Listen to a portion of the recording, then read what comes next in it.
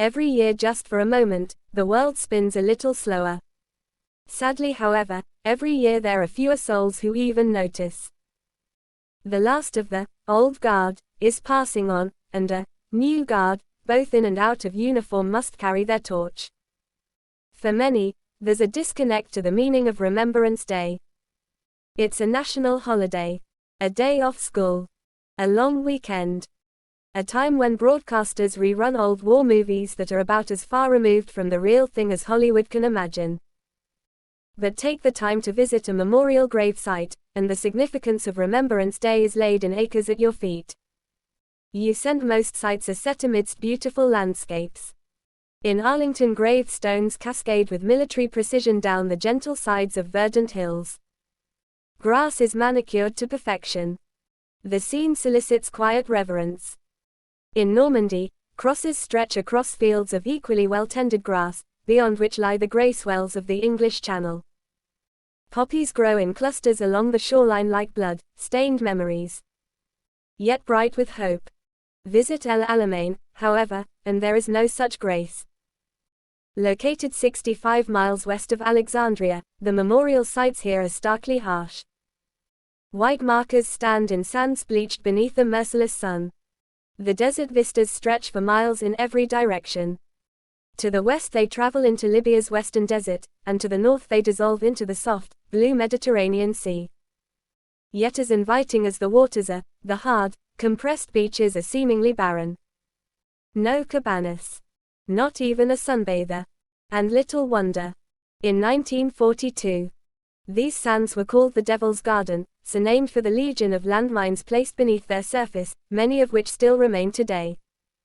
Across this flat desert even the mildest breeze whips parched, fine granules into your hair, your eyes, your nose, burning your cheeks and chafing into the creases of your clothes. Frequently, sandstorms lash up against the crosses as if every choking particle is at battle again. There's a searing tangibility here that cannot help but evoke the heat of desert combat. During World War II, to control El Alamein, the Suez Canal and the Mediterranean was to win dominance over the whole of North Africa. The fighting was as unforgiving as the landscape, and when the final attack started, it involved over 800 artillery guns firing at the German lines. Legend has it that the noise was so great that the ears of the gunners bled. Over 80,000 soldiers were either wounded or lost their lives around El Alamein, hence it is now home to 3 cemeteries: German, Italian and the Allied forces. The latter is made up predominantly of British, the Desert Rats, Canadians, New Zealanders and Australians, who are said to have fought so hard that even Rommel, the brilliant German commander known as the Desert Fox, commented on the rivers of blood they created. But it was through that blood that came one of the most decisive turning points of the war. You sent one at a time when morale was at its lowest and Winston Churchill's leadership was facing a vote of non-confidence, and today, El Alamein is still an unremarkable town, although what it represents makes the pilgrimage there far from ordinary. There's a museum where a young Egyptian parrot memorized texts, in English, as he uses a pointer on a table board to illustrate the flow of battle. And outside are swallows, the Allied code word for Sherman tanks and other beige-coated desert artillery. It's not until you walk the nondescript rows do you begin to understand the tenacity of those who lay before you. The youth, sons barely of school-leaving age. The waste, rows of unfulfilled promises. And the bravery.